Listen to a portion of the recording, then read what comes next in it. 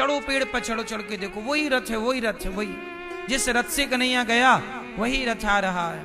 अब तो सारे ब्रजवासी प्रसन्न है। आज हमारे कन्हैया के 2 दिन पूरे है गए। आज हमारा कन्हैया फाइनली आ गया। अब तो खुश हो गए। तो मधुमंगल जाके दूर बैठ गया। तो श्री दामा बोला, ए मंगल, कन्हैया आ गया, तू खुश नहीं है? बोले नहीं, इतने दिन बाद आया है ना, मैं रूठ गया हूं। बोलना कि मंगल वहां बैठा रूठा, जब तक वो मनाएगा नहीं मैं मानने वाला नहीं। अब तो जब रथ आने लगा तो सारे ब्रजवासियों को रहा ना गया। पेड़ से उतर उतर के दौड़ रहे हैं, दौड़ रहे हैं। तो मधुमंगल बोला, मैं कब तक रूठा बैठा रहूंगा, बाद में रूठ लूंगा, पहले चल के कन्हैया से मिल तो लूं, एक बार गले तो लगा लूं, बड़े दिनों बाद आया है, बाद में रूठ लूंगा, एक बार उससे मिल लूं, गले तो लगाऊं। दौड़ पड़ा तो सब पीछे रह गए, मंगल ही आगे निकल गया तेज दौड़ के। तो श्री दामा बोला, वाह, अभी तो बोला था कि मैं रूठा हूं, अब तू ही आगे जा रहा है। तो मंगल बोला, क्या करूं, तू ही बता, रूठने का तो बाद में भी मौका मिलेगा, पर कन्हैया को इतने वर्षों के बाद गले लगाने का मौका बार बार थोड़ी मिलेगा, इसलिए आज मिल लेता हूं, कल रूठ लूंगा। अब गए तो रथ को घेर के खड़े हो गए, कन्हैया आ गया, कन्हैया आ गया, कन्हैया। पर वो कन्हैया नहीं थे, वो तो कन्हैया का भेजा एक संदेशा लेकर कन्हैया के मंत्री उद्धव जी आए थे। उद्धव जी रथ से बाहर निकले। कौन हो तुम लोग? हम कन्हैया के मित्र हैं, ये मनसुखा, ये श्रीदामा, ये मधुमंगल, ये सुखमय। अच्छा, तो ये इतने सारे तुम कौन हो? मित्र, हम सब कन्हैया के परम मित्र हैं, सखा। अच्छा ये बताओ तुम कौन हो? हमारा कन्हैया कहाँ, जल्दी निकालो। उद्धव जी बोले, भैया कन्हैया? कौन कन्हैया? कोई कन्हैया बनैया को हम नहीं जानते। अरे हमारो कन्हैया वाके संग हम खेलें कबड्डी, और हमने तो वाके पटकना भी मारे, एक पटक दी हमने। श्री दामा बोला, हमने 2 पटकना मारे थे। कहां कन्हैया, बाहर निकल। अब कहां निकले कन्हैया? तो बोलिए कन्हैया कौन है? उद्धव जी बोले, मैं किसी कन्हैया को नहीं जानता, लेकिन मैं कृष्ण का संदेशा लाया हूं। हाँ हाँ, मेरे कृष्ण का नाम ही कन्हैया है। अच्छा, तो मैं उनका संदेशा लाया हूं। अब तो सारे ग्वाल वाल रोने लग गए कि आया नहीं, संदेशा लाया। आगे ग्वाल वालों को रोता देख करके उद्धव जी बोले कि देखो तुम रो ना, पहले ये बताओ कि कन्हैया की मैया कहां रहती हैं? यशोदा। श्री दामा मनसुखा रोते रोते बोले कि ये जो धार पानी की दिख रही है, ये पानी की धारा के किनारे किनारे चले जाओ, जिस घर से ये धारा निकल रही बस वही घर यशोदा का। तो उद्धव जी ने कहा कि ये धारा घर से क्यों निकल रही है? बोले ये धारा पानी की नहीं है, अश्रु की धारा है। इतने आंसू गायों के, गाय रो रही हैं कृष्ण के लिए, हजारों गोपियां रो रही हैं, यशोदा नंद बाबा सबके आंसुओं की ये धारा ये पानी की तरह नजर आ रही है। अब उद्धव जी बोले कि इतना आंसू। चले गए धारा के किनारे किनारे, तो वो धारा एक घर से निकल रही थी। उद्धव जी रथ से उतरे, दरवाजे पे गए, बोले मैया मैं कन्हैया का मित्र हूं। उस समय मैया पालकी झुला रही थी, और पालकी पे क्या थी? तकिया। तकिया को ही वो कहे मेरा कृष्ण है, खा लिया ना, चल अब सो जा। झूला झुला रही है मैया। जिस पलने पे कभी कन्हैया झूलते थे, अब उसी पलने पे कन्हैया की यादों के झूले झुला रही है मैया। याद, अब क्या बची? याद बची। हर व्यक्ति की एक ना एक दिन यादें रह जाती हैं। कन्हैया चले गए तो कभी झूला करते थे, उन्हें किया कन्हैया। मैया बोली कि लाला सो जा, कब से तुझे सुला रही हूं, सोया ही नहीं। उद्धव जी बोले मैया मैं कन्हैया को मित्र हूं। तो मैया बोली लाला ने चुप रहो, अभी अभी दूध पिलाए के बाद को सुलाई हूं, तुम शोर मचाओगे जाग जाएगा मेरो लाला। उद्धव को लगा ये पागल महिला है कौन, तो यशोदा से पूछा मैया ये बताओ ये यशोदा मैया कहाँ है। तो मैया बोली तब तक बाबा आए, नंद बाबा। बाबा बोले भैया आपका परिचय, मैं उद्धव हूं, ये बताओ यशोदा कहाँ है। नंद बाबा बोले ये यशोदा है। बोले यशोदा ऐसी, ये तो पागलों की तरह व्यवहार, खाली झूला झूला रही हैं, कह रही है तकिया को कृष्ण है। नंद बाबा ने कहा उद्धव आप थोड़ा ज्ञानी हैं, पर आप ज्ञानी हैं ये प्रेम की भाषा है। ये क्या है, ये प्रेम है जो प्रेम गली में आए नहीं, प्रियतम का ठिकाना क्या जाने जो। जिसने कभी प्रेम किया ही नहीं, वो प्रेम निभाना क्या जाने।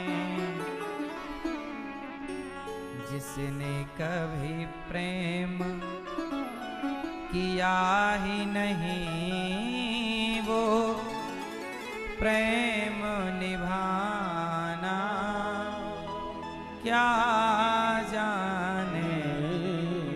उद्धव ये यशोदा है, कन्हैया से इतना प्रेम करती है कि अब कन्हैया के जाने के बाद उसे कन्हैया की तकिया में भी कन्हैया का दर्शन होता है, कन्हैया के पालकी में भी कन्हैया का दर्शन होता है। अब मुझे बताओ यशोदा जैसे भक्त कौन होगा। लोगों को मंदिर में मूर्ति में भगवान का दर्शन नहीं होता और मैया को तकिया में भगवान दिख रहे हैं, पालने में भगवान दिख रहे हैं, पालकी में भगवान दिख रहे हैं। क्या है ये, जो व्यक्ति सब में अपने इष्ट का दर्शन करता है उसी को भगवत प्राप्ति होती है, वही है प्रेमी।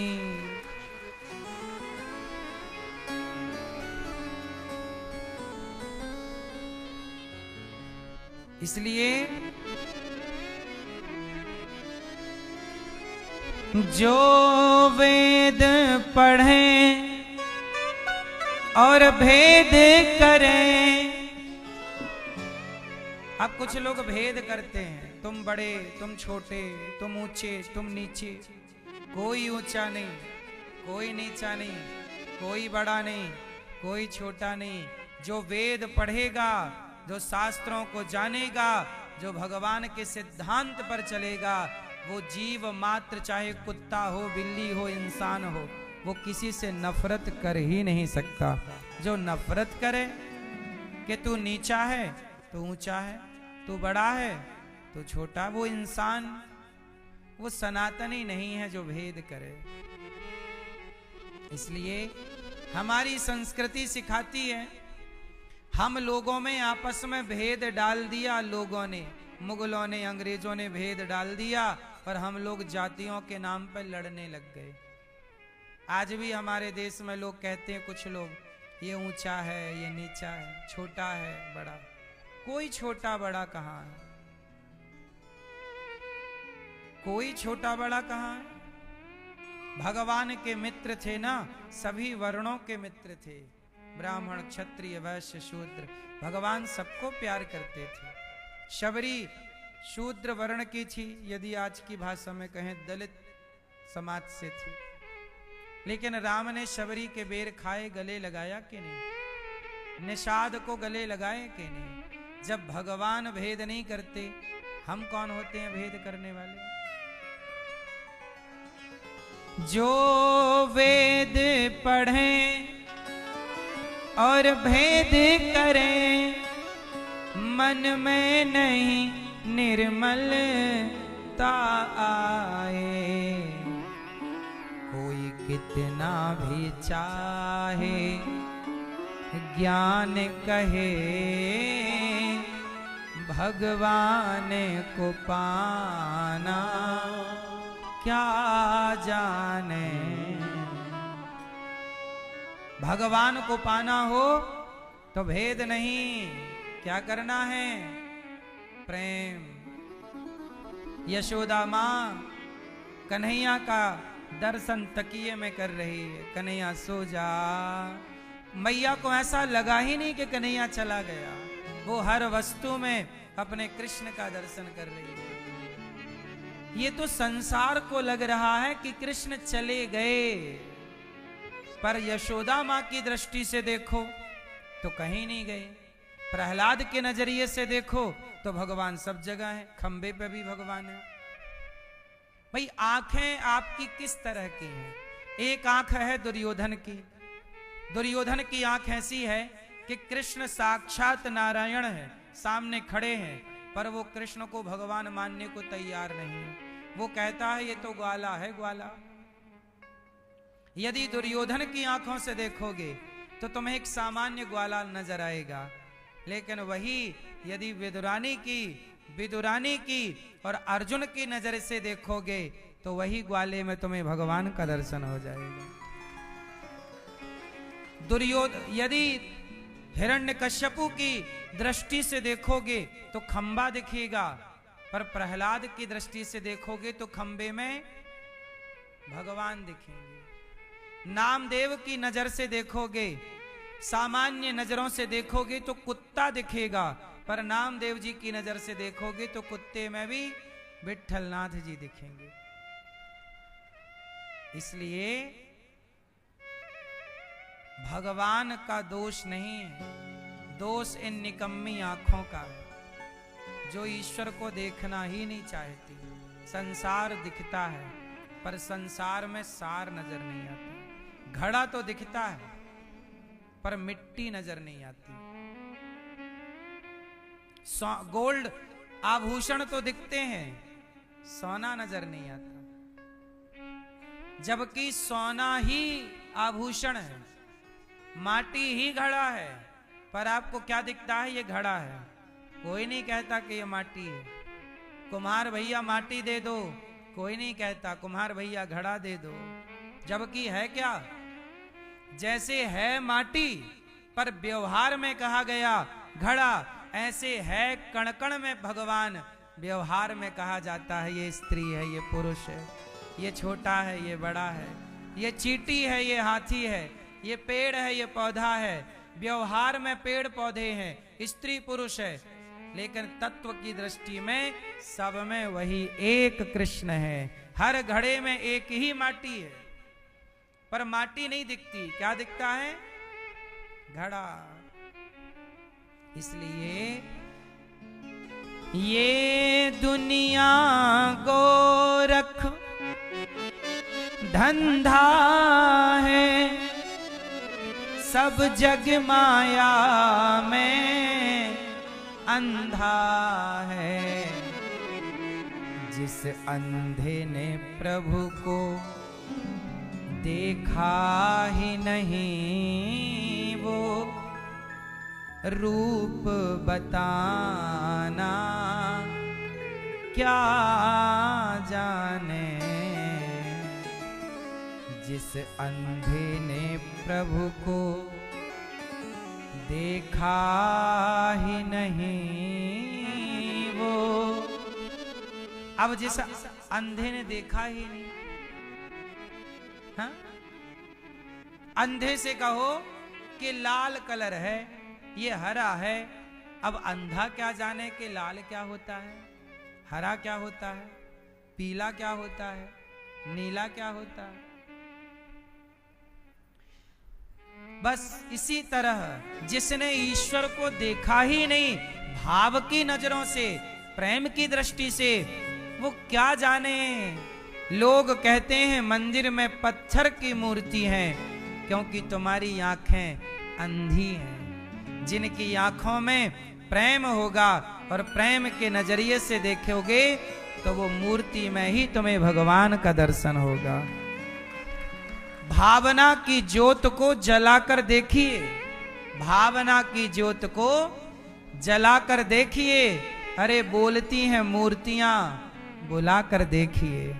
तुम बुलाने वाले बनो तो सही। क्या नहीं हुआ इस धरा पर? जिस दिल में न पैदा दर्द हुआ, वो पीर पराई क्या जाने। अच्छा एक बात बताओ, जितना प्रेम भरत जी के अंदर है, क्या अयोध्या में उतना प्रेम और किसी के अंदर था? कौशल्या मैया के अतिरिक्त, सुमित्रा मां के अतिरिक्त? बोलो। इसलिए प्रेम सब करते हैं, पर सबके प्रेम की श्रेणी है। सबका प्रेम एक सा नहीं हो सकता। भगवान को पाना है तो कौन सा प्रेम चाहिए? प्रबल प्रेम के पाले पड़कर प्रभु को नियम बदलते देखा। कौन सा प्रेम चाहिए? प्रबल। कौन सा? प्रबल। प्रबल प्रेम। एक होता है प्रेम, प्रेम तो इंसानों का। आप कुत्ता रख लो अपने घर पे तो कुत्ते से भी प्रेम हो जाएगा। आपका बेटा है, आपको बेटे से भी प्रेम है। आपकी पत्नी है, आपको पत्नी से भी प्रेम है। आपका पति है, आपको पति से भी प्रेम है। दुकान है, आपको दुकान से भी प्रेम है। प्रेम तो आपको सबसे है, पर क्या इन सबके प्रेम से, इस प्रेम से परमात्मा के प्रेम की तुलना या बराबरी हो सकती है? बोलो।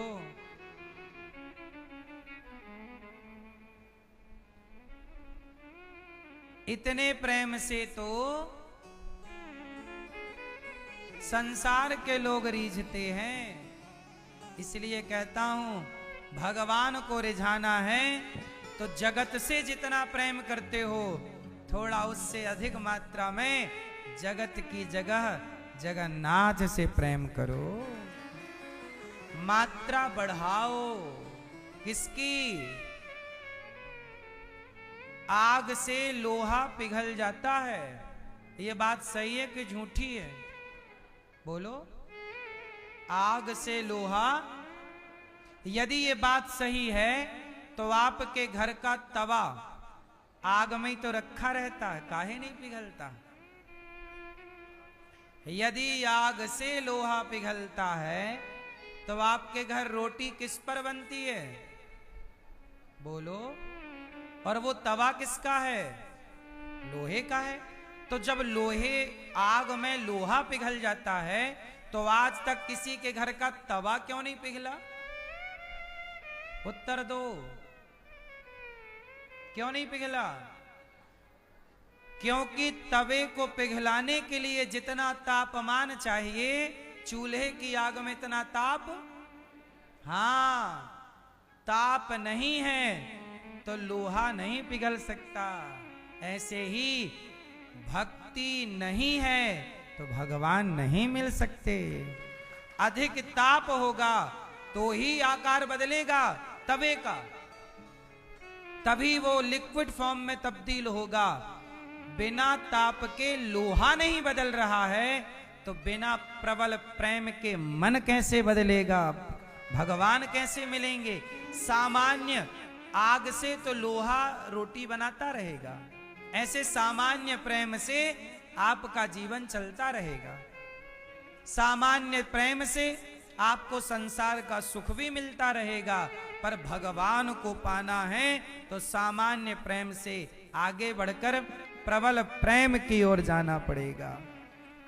लोहे का आकार बदलना हो तो तवे की आग में ना बदलेगा, भट्टी की आग में बदलेगा।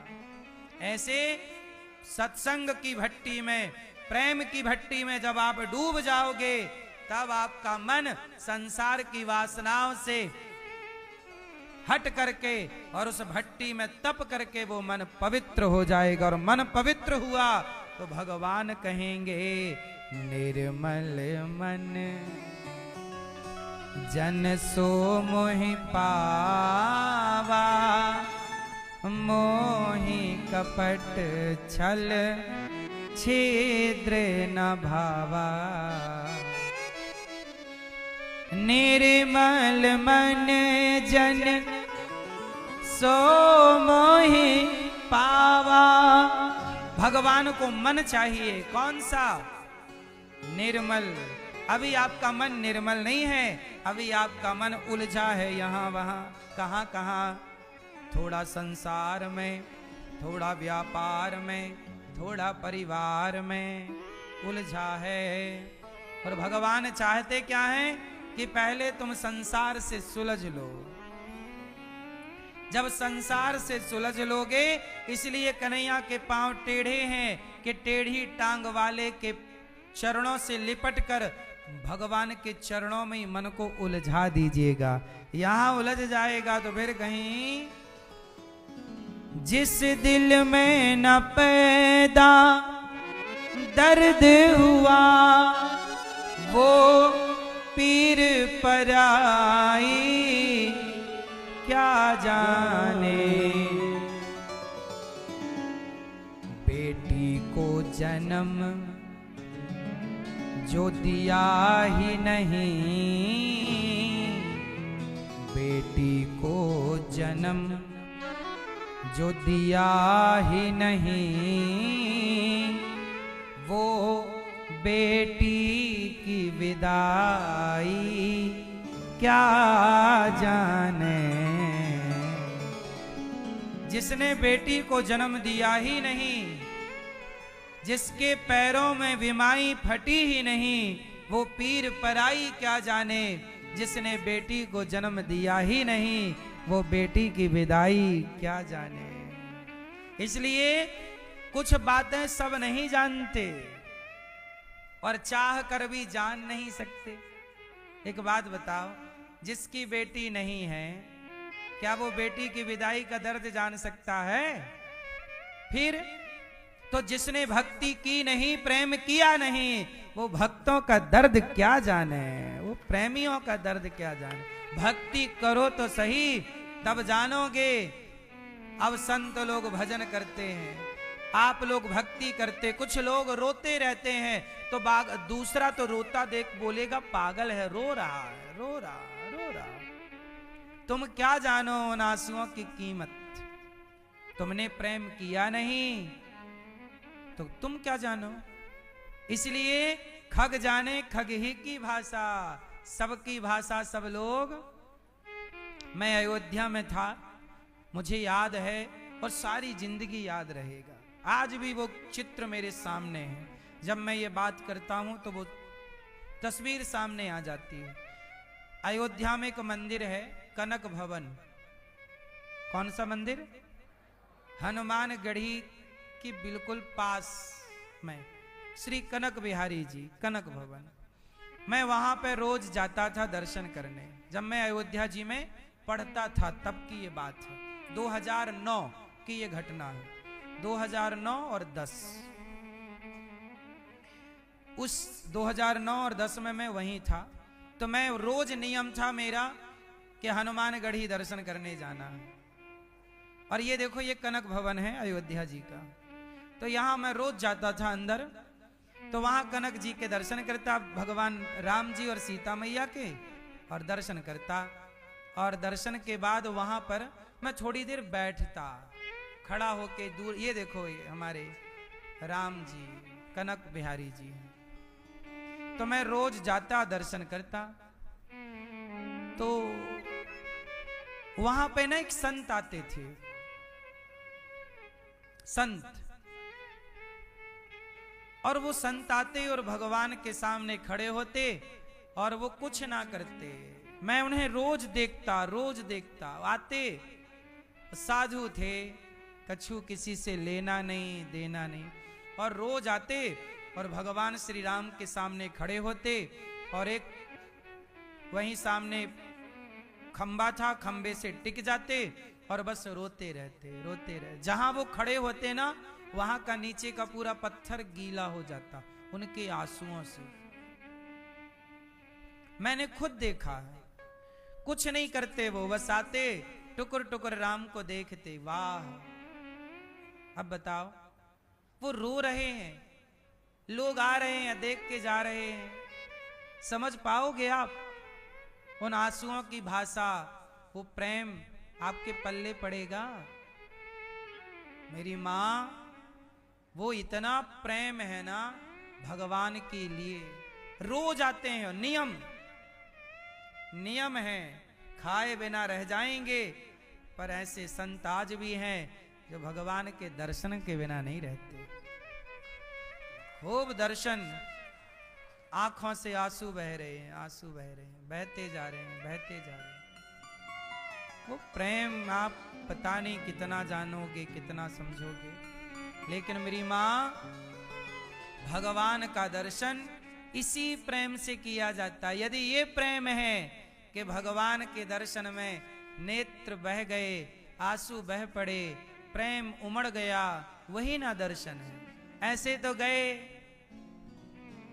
नाच कूद के आ गए, ये तो फॉर्मेलिटी है, औपचारिकता। चलो जी, सब दर्शन करने जा रहे हैं, हम भी चलो। भीड़ का हिस्सा बन गए, भीड़ में गए, दर्शन किए, आ गए बाहर, चाट पकौड़ी खाए, मस्त। ये नहीं है। ये आंखों में आंसू भी ना आप जल्दी ला नहीं सकते। पैसा भगवान को देना सरल है, सोना चढ़ा देना सरल है, फूल चढ़ा देना सरल है, मिठाई चढ़ा देना भगवान के चरणों में सरल है, लेकिन प्रेम के अश्रु चढ़ाना बहुत कठिन है। भगवान की याद में भक्त जन क्या करते? मैया यशोदा रो रही हैं, कन्हैया को एक रोज रो कर पुकारा, कृपा पात्र किस दिन बनूंगा तुम्हारा। जब मैं उन संतों को याद करता हूं ना, उनके प्रेम को याद करता हूं, तो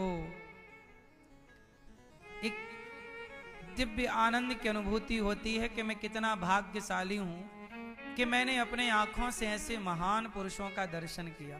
भगवान का दर्शन बड़ा नहीं है मेरी माँ, भगवान से तो कभी भी मिल लेना, पर ऐसे भक्तों से मिलना बहुत कठिन है। कहाँ मिलते हैं ऐसे संत, ऐसे महापुरुष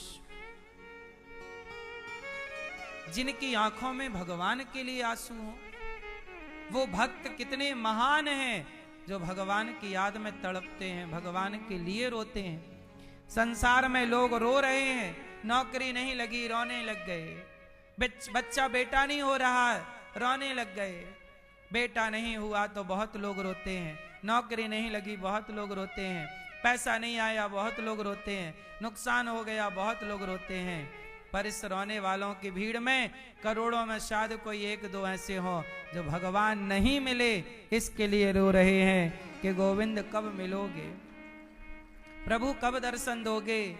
बिहारी जी को देखते ही आंखों से आंसू बहने लग जाएं। बिहारी जी, कभी अपने से दूर ना करना, हे नाथ, कभी अपने से दूर, आपसे दूर होकर ये जी ना पाएंगे, रह ना पाएंगे। भगवान से केवल प्रेम करो, भगवान के लिए केवल तड़पो। ये प्रेम, ये तड़पना, ये रोना, ये भी यही भक्ति है। और क्या भक्ति है? चलो बताओ, आप लोग समझाओ हमें, क्या भक्ति है? माला जप रहे हैं, ठीक है, अच्छा है, पर माला जप रहे हो पर भगवान से प्रेम तो हुआ नहीं, तो माला जप के भी क्या हुआ? फिर प्रेम नहीं हुआ। माला इसलिए ही जपा जाता है कि माला जपते जपते जिसके नाम का माला जप रहे हैं उससे इतना प्रेम हो जाए कि उसका नाम लेते ही आंसू आ जाए, स्मरण होते ही। यही ना माला जपने की सार्थकता। हम माला जप रहे हो पर प्रेम हुआ नहीं, मंदिर जा रहे हो प्रेम हुआ नहीं, सालों से आप भगवान जी को नहला रहे हो, कपड़े पहना रहे हो, श्रृंगार कर रहे हो, भोग लगा रहे हो, पर ये तो करना सही है पर प्रेम नहीं हुआ, प्रेम से आंसू बहे नहीं, तो ये सब कुछ करने का कोई अर्थ है? इसलिए मेरी मां, भगवान की याद में रोना, भगवान के लिए तड़पना, इससे बड़ी कोई उपासना नहीं है। भगवान से कहो कि प्रभु आपके सिवा हमारा कोई नहीं, आप ही हमारे सब कुछ हैं। हे प्रभु देखो ना मेरी उम्र बीतती जा रही है, इतनी उम्र बीत गई, अभी तक आपका सपना भी नहीं आया, आपका दर्शन नहीं हुआ। संसार में मन ऐसा उलझ जाता है कि भगवान भूल जाते हैं। संसार के मान सम्मान अपमान, पैसा, संसार, परिवार, सब में ऐसे उलझ जाते हैं कि भगवान का स्मरण रह जाता है। महीनों महीनों दर्शन नहीं हो पाते भगवान के। भगवान के लिए कभी तो कहा करो कि प्रभु किस पड़ाव में आपका दर्शन होगा। जीवन तो चला गया कमाने खाने में चला गया, और देखो कमाते कमाते मन भी तो नहीं भरा कि चलो मन ही भर गया हो। ना तो कमाते कमाते मन भरा, ना तो तृप्ति मिली, और ये मानव जीवन हाथ से निकला जा रहा है, बुढ़ापा बढ़ रहा है, आखिरी सांसें अब थोड़े दिन बाद चलेंगी और एक दिन वो सांस पूरी हो जाएगी। आपको पाने आए थे, संसार में ही उलझ के रह गए। हाय पैसा, हाय पत्नी, हाय परिवार, हाय बेटा, हाय हाय करते रह गए। जिस उद्देश्य के लिए पैदा हुए, जन्म लिया, वो धरा का धरा रह गया। तो अब बताओ, सब कुछ हमने पा लिया पर भगवान से प्रेम नहीं किया, भगवान के लिए दो आंसू नहीं बहाए, भगवान की याद में तड़पे नहीं, भगवान के लिए कभी छटपटाए नहीं। हमसे अच्छी तो वो मछली है, पानी से इतना प्रेम करती है, बेचारी तड़पती है तड़पती है तड़पती है। नहीं मिलता ना पानी तो मर जाती है, लेकिन हम लोग नहीं मिलते भगवान तो हम तो ऐसे हम मरते भी नहीं। कितने अभागे हैं ना। मीराबाई बोली, हे श्याम सुंदर, हे द्वारिकाधीश, सारी जिंदगी तुम्हारा नाम गाया है, पूरा जीवन त्यागमय है मीराबाई का, पूरा जीवन त्यागमय, कोई चाह नहीं। पति मर गए तो रोई नहीं, धन दौलत से जरा भी मोह नहीं मीराबाई का। बड़े राजा की, बड़े घर की बेटी है, बड़े घर की बहू है, सब छोड़ दिया। किसके लिए? सोना में उलझती तो सोना में उलझ के भी क्या पा लेती मीराबाई। आप लोग उलझे तो हैं तो क्या पा गए। द्वारिका गई, रोज द्वारिकाधीश का दर्शन करती। हे द्वारिकाधीश, अब आपको छोड़कर कहीं जाना ना पड़े। हे प्रभु, आप अपने चरणों में जगह दे दो। तभी मीराबाई के पास उनके नगर से ना बुलावा आ गया कि राणा की मृत्यु हो गई है, राजा बदल गया है, अच्छा राजा है, राणा आपको जहर देता था, सताता था, अब राजा बदल गया है, अब आपकी सेवा करेगा, चलो। मीराबाई बोली, हे द्वारिकाधीश, अब आपको छोड़कर कहीं ना जाना पड़े, ऐसी कृपा कीजिए हे बिहारी जी, हे राधा रमण जी, हे श्याम सुंदर, कहीं ना जाना पड़े, आपके चरणों को छोड़ के ऐसी कृपा कर दीजिए कि जगत पागल कहने लग जाए और आपके सिवा मेरी वाणी से कुछ ना निकले, इस मस्तिष्क में कुछ ना रहे, कोई ज्ञान ना रहे, कोई विवेक ना रहे, कोई अक्षर ना रहे, कोई कुछ ना रहे, इस मस्तिष्क में केवल आपकी यादें रहें, केवल आपका स्मरण रहे, आपका ध्यान रहे। शब्द जाल में भी उलझ करके मैं क्या पाऊंगा, मैं बहुत विद्वान बन करके भी क्या पाऊंगा। बहुत ज्ञान पाकर के भी मैं क्या पाऊंगा। मैं आपको कथा सुनाऊं, कथा सुनाता रहूं, पर मेरे अंदर यदि प्रेम ना हो भगवान के लिए तो मैं आपको कथा सुना के आपका कल्याण तो हो सकता है, पर बिना प्रेम के मेरा कैसे होगा। इसलिए प्रभु अब मुझे कहीं जाना ना पड़े। जब मीरा ने पुकारा रो करके, हे गोविंद, हे करुणा निधान, हे द्वारिकाधीश, अब अपने चरणों में स्थान दे दो हे प्रभु। ऐसी उत्कंठा हुई, ऐसी प्रबल उत्कंठा हुई मीराबाई के अंदर, ऐसा प्रबल प्रेम जागा कि द्वारिकाधीश ने मुख खोल लिया और पूरी की पूरी मीराबाई द्वारिकाधीश के मुख में समा गई। कहीं मीराबाई की समाधि नहीं है, कहीं समाधि नहीं है, केवल भगवान के हृदय में ही मीरा का स्थान। चैतन्य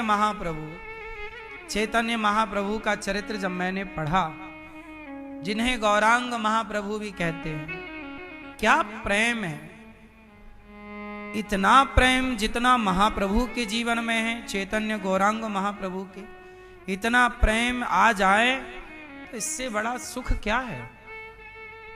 जहां वो कृष्ण सुन लेते ना, राधा कृष्ण, जहां वो राधा कृष्ण का नाम सुन लेते, चैतन्य महाप्रभु वहीं गिर जाते, इतना प्रेम नाम से कि भगवान के नाम सुनते ही उनकी समाधि लग जाती, मूर्छित होके पड़ जाते। जंगल में नाचते तो ऐसे भाव में डूब जाते कि जिस पत्थर पर खड़े थे पत्थर पिघल जाता। शेर, हिरण, सब लोग उनके मधुर सुर को सुनकर नाचने लग जाते। ये प्रेम है। चैतन्य महाप्रभु जगन्नाथ जी गए, जगन्नाथ जी में रथ यात्रा निकल रही थी जगन्नाथ जी की। सब लोग दर्शन करने आए। उसी भीड़ में चैतन्य महाप्रभु, गौरांग महाप्रभु कीर्तन कर रहे हैं रथ के आगे आगे, मेरे जगन्नाथ जी, मेरे जगन्नाथ, हरे कृष्ण हरे कृष्ण, जगन्नाथ जगन्नाथ पुकार रहे हैं, हे जगन्नाथ स्वामी नयन पथगामी। और जगन्नाथ जी से इतना प्रेम, इतना प्रेम, इतना प्रेम कि जगन्नाथ जी की यात्रा में जगन्नाथ जी का मुंह खुला और सारे लाखों लोगों के देखते देखते चैतन्य महाप्रभु जगन्नाथ जी के भीतर विराज गए, भीतर समा गए। ऐसे महापुरुषों की कहीं समाधि थोड़ी है, सब भगवान के भीतर।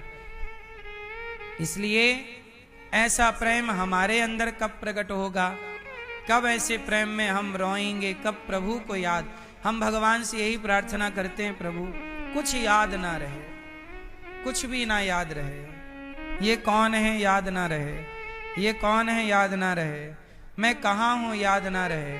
हर क्षण हर पल केवल भगवान जगन्नाथ जी याद रहें, भगवान श्री कृष्ण याद रहें, श्री श्रीमन्नारायण याद रहें। आपके अतिरिक्त हम क्या याद करें। उत्तम श्लोक तो आप ही हैं। गोपियां यही तो कहती हैं भ्रमर गीत में, मधुप कितब बंधो मास प्रशांघ्रिम सपत्न्या। हे भौरा तू बड़ा कपटी है। इसी प्रसंग में आगे गोपियां कहती हैं कि उत्तम श्लोक कौन है, उत्तम श्लोक का भगवान आपके जैसा कौन है। इसलिए गोपियां कुछ याद नहीं करती, केवल कृष्ण कृष्ण। आपने सब कुछ याद कर लिया, आपको वेद याद हो गए, पुराण याद हो गए, पर भगवान का नाम याद नहीं हुआ तो सब याद करके क्या पाओगे। आजकल तो सब कुछ गूगल को भी याद है, गूगल को आप सब पूछिए, सब उसे पता है, सब याद है। लेकिन आपको क्या याद होना चाहिए, अंत में केवल प्रभु का नाम। इसलिए गोपियां कहती हैं, यशोदा मैया से बात करते करते समय बीता, गोपियों के पास आए, गोपियां बोली आए नहीं, लौट कर कहा था आऊंगा, आए नहीं, अब क्या जिए, किसके लिए जिए। लौट न आए श्याम सखीरी, परदेसवा में छाए जी। सखी नहीं आए, लौट न आए श्याम सखीरी, परदेसवा में छाए जी। कृष्ण गए हैं पुरी द्वारिका, सुमिरे मैंने शेष शारदा, कोई संदेश न दीन प्यार का जी। नैनन आंसुआ टपक रहे हैं, नैनन आंसुआ टपक रहे हैं, किस विध प्राण निकालो जी। गोपियां बोली कैसे मरूं कन्हैया, मरने का उपाय बता दो। तुम्हारी याद ऐसी है कि अब मर भी नहीं सकती, कहा ना आऊंगा, इसलिए जीवन है। सखी बोली अब तो हम किसके लिए जिए और क्यों जिए। उद्धव ज्ञान दिए तो गोपियां बोली ऐ उद्धव हमें ज्ञान की पोथी न सुनाना, क्यों हम प्रेम दीवानी हैं, हम प्रेम दीवानी हैं, वो प्रेम दीवाना। तन मन जीवन श्याम का, श्याम हमारा काम, राम राम में रम रहा वो मत वाला श्याम। इस तन में अब योग का नहीं कोई ठिकाना। उद्धव जी बोले जरा समझो, रो ना। उद्धव इन असुवन को हरि सन्मुख ले जा, पूछे हरि कुशल तो चरणों में दियो चढ़ा। ये मेरे आंसू उद्धव ले जाओ। कन्हैया ने तो अपना पत्र भेजा है, हम तो अनपढ़ हैं, हमसे पत्र लिखना नहीं आता, तुम हमारे आंसुओं को ले जाओ और कन्हैया के चरणों में चढ़ा देना, वो सब कुछ पढ़ लेंगे कि हमने क्या लिखा। उद्धव इन असुवन को हरि सन्मुख ले जा, पूछे हरि कुशल तो चरणों में दियो चढ़ा। और कहियो जी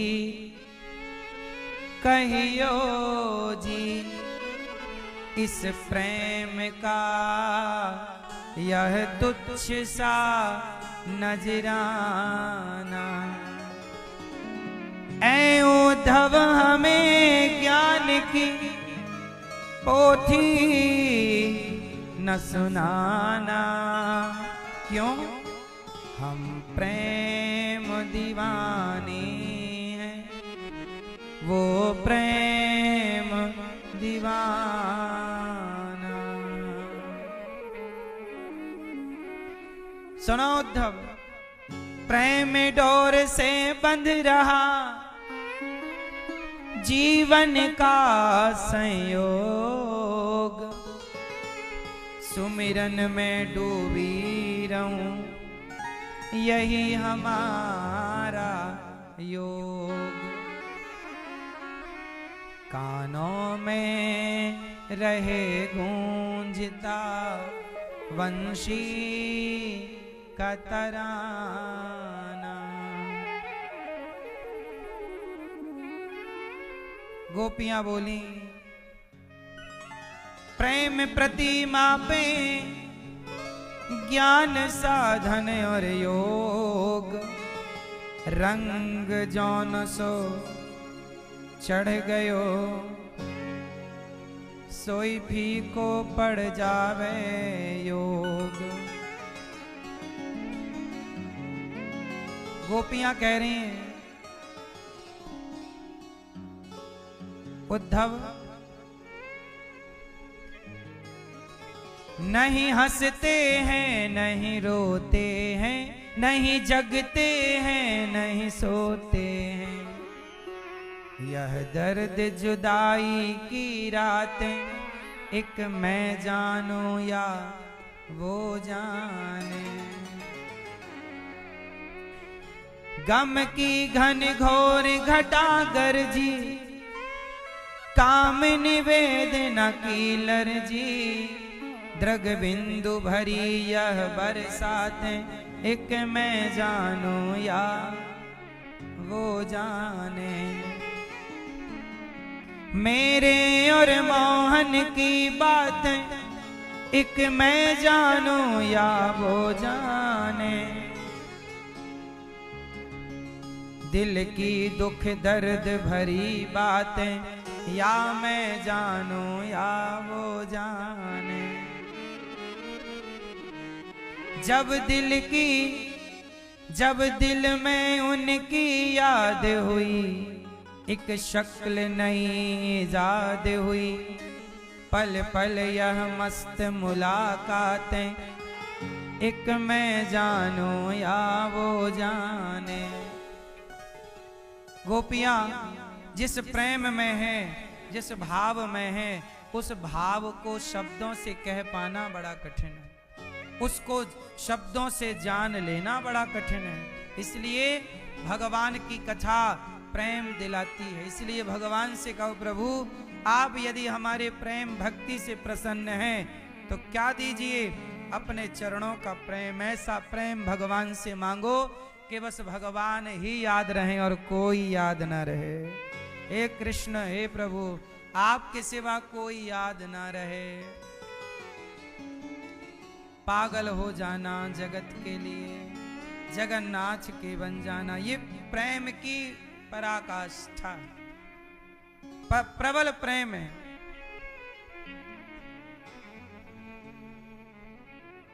प्रेम आंखों से ही प्रकट होता है मेरी माँ।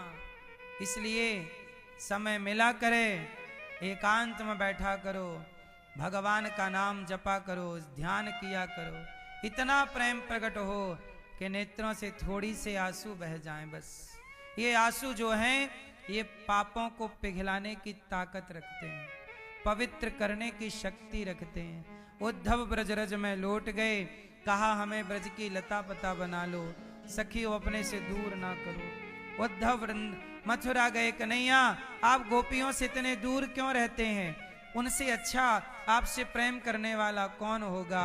भगवान ने कहा मैं तो एक पल के लिए अपनी गोपियों से दूर नहीं हूँ। आपको ही ज्ञान का ज्यादा घमंड था, तो ज्ञान को मिटाकर प्रेम को प्रकट करने के लिए मैंने आपको वृंदावन भेजा। इसलिए ज्ञान है पर प्रेम नहीं है, तो भगवान को ज्ञान। अच्छा बताओ, आपको कितनी भाषा आती है? कितनी आती हैं? 2-4 भाषा आती होंगी, और विद्वान होंगे तो 10 भाषा आती होंगी, और पढ़े लिखे होंगे तो 20-25 भाषाओं का आपको ज्ञान हो सकता है, और पढ़े लिखे हैं तो 50 भाषाओं का ज्ञान। लेकिन एक बात बताओ, क्या चींटी की भाषा आपको आती है? क्या हाथी की भाषा आपको आती है? बोलो मेरी माँ। क्या कुत्ते की भाषा आती है? क्या चिड़िया की भाषा? अच्छा, चिड़िया कुछ ना कहती होगी अपनी चिड़िया से, अपने बच्चों से कहती तो होगी, पर समझता केवल वही चिड़िया समझती होगी। नहीं, चिड़िया भी कुछ कहती होगी पर समझती केवल चिड़िया है। मछली की भी कोई भाषा होगी पर समझती केवल मछली है। सोचिए, हम कितने भी विद्वान हो जाएं पर चिड़िया की भाषा नहीं समझ सकते, बिल्ली की भाषा नहीं समझ सकते, लेकिन भगवान चिड़िया की, कुत्ता की, बिल्ली की, चींटी भी पुकारे तो वो परमात्मा उस चींटी को भी सुन लेता है कि चींटी, मतलब उस परमात्मा को किसकी भाषा नहीं आती। किस देश में कौन सा भक्त किस भाषा से भगवान को पुकार रहा है, क्या भगवान उसके भाषा मायने नहीं रखती। भाषा के पीछे सबका भाव होता है, वो भावग्राही जनार्दन। भगवान उस भाव को ग्रहण करते हैं। इसलिए मेरी माँ, भगवान को प्रेम से जाना जाएगा, ज्ञान कितना पाओगे, इसलिए प्रेम करो। भगवान को माला पहनाओ प्रेम से, हलवा बनाओ, आज भगवान के लिए हम हलवा बना रहे हैं, प्रेम से बनाओ, उसमें और स्वाद आएगा जब प्रेम होगा। इसलिए भगवान से फॉर्मेलिटी नहीं, औपचारिकताएं नहीं, सच्चा प्रेम कीजिए।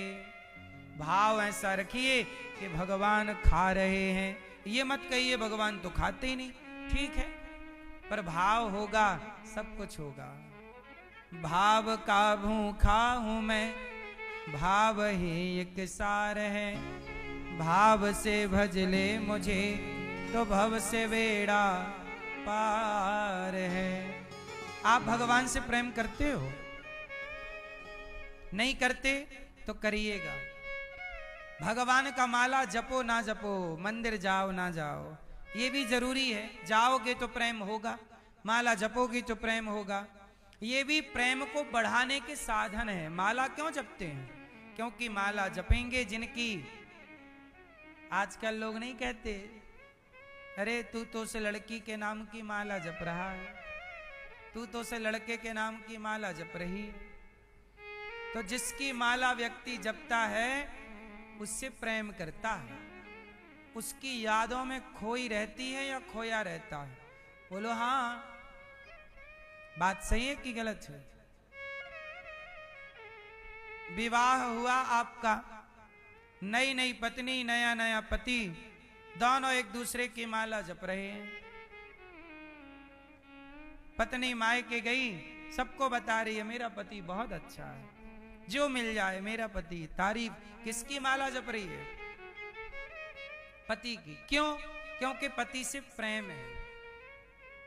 अब ये आखिरी तक रहेगा कि नहीं वो अलग विषय है, लेकिन शुरू में तो रहता ही है, कुछ महीनों तक ठीक ठाक। बोलो हाँ। तो पत्नी माला जपती है, मेरे पति अच्छा, मेरा पति, वो पति भी मेरी पत्नी बहुत अच्छी है, बहुत अच्छी। माला जप रहा, उसी की याद में है। रात को बिना फोन लगाए सो नहीं रहा, नींद नहीं आ रही है, एक बार आई लव यू कह दो। उसने भी कह दिया, इसने भी कह दिया, चलो अब सो जाओ। और 3-4 साल बाद वो आई लव यू बोले, आई लव यू बोल रही है।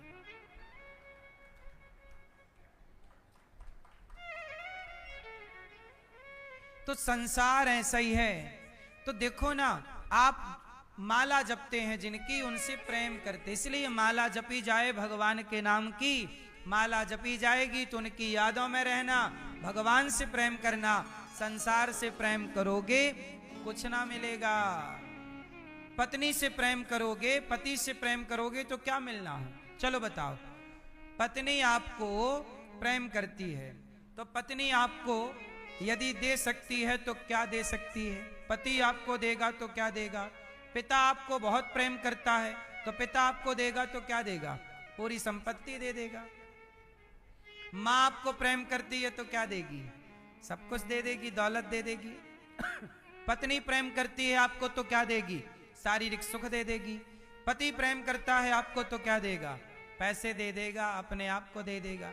लेकिन इन सबसे आपका संसार में काम तो चल जाएगा, लेकिन भगवान से प्रेम करोगे तो सुदामा ने प्रेम किया तो अपने आप को दे दिया भगवान ने। संसार के लोग देंगे तो क्या देंगे, कितना देंगे, लोगों के पास है कितना।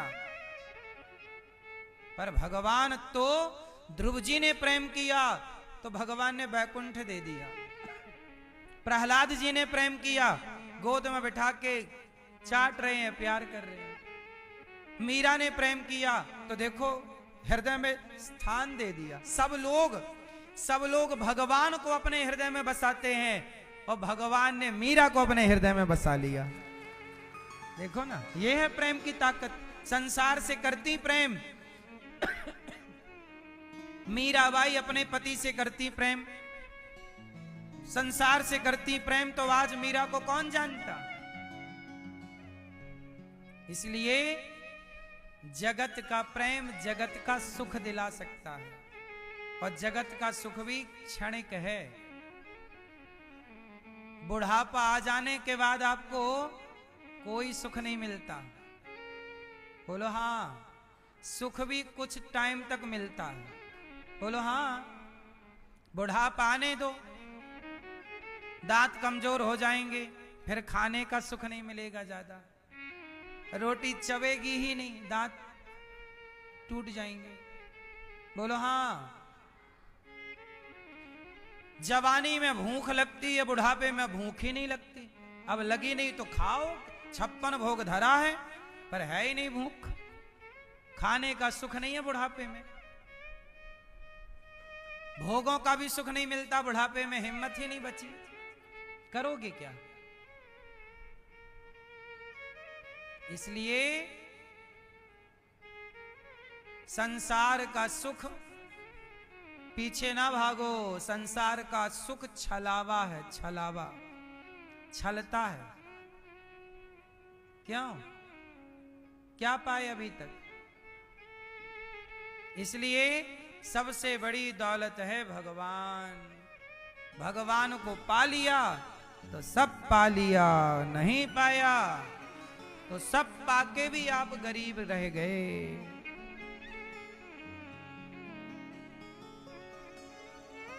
सब तंत्र और क्रिया विधि से मुरली ध्वनि का प्रयोग बड़ा। हरे कृष्ण सभी सत व्यंजन में अधरामृत मोहन भोग बड़ा। जग में वह औषधि है ही नहीं, सब रोगों में प्रेम का रोग बड़ा है। सबसे बड़ा रोग कौन सा। हर रोग का इलाज है, पर सबसे बड़ा रोग प्रेम। कौन सा, जगत के प्रेम का रोग नहीं। मीरा को प्रेम था, कोई इलाज नहीं। इलाज कब हुआ, जब हृदय में जगह मिल गई। जग में वह औषधि है ही नहीं, सब रोगों में प्रेम का रोग बड़ा है। जिस योगी पतंजलि ने भी